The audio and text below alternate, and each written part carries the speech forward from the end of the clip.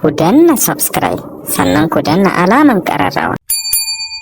Da farko jam'iyyar APC tana murna, tana farin ciki da shigowar gwamna a jihar Kano da mutanensa duka zuwa jam'iyyar APC.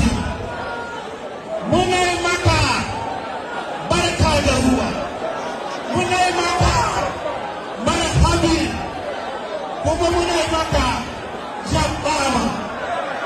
Abinda muke gaya maka shi ne jam'iyyar APC babu rigima a cikinta.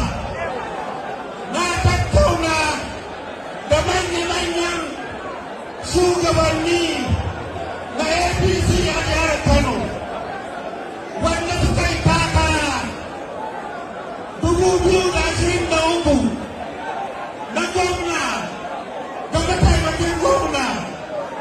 Suna murna da zuwanka kuma sun tabbatar mun ba za su sake takara, ba za su yi takara tare da kai ba.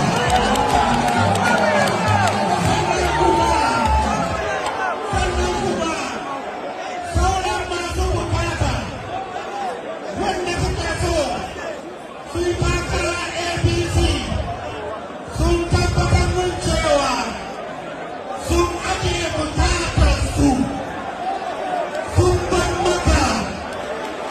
Allah kuma ya taimake ka. Muna so ku gaya maka cewa jam'iyyar APC muna da tsarin mulki. Tsarin mulkin mu shine duk wanda yake gwamna a jihar APC to shi ne shugaban jam'iyyar APC a wannan jiha. Muna so ko mu gaya maka jam'iyyar mu jam'iyya ce ta sanin mutuncin jama'a. Jam'iyya ce muna da elders wanda yake kan mu haɗe yake.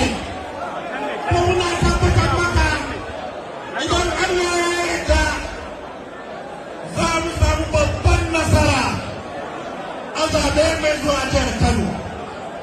Na saurari bayaninka da kace za ka yi wato ƙungiya ko kuma babban kwamiti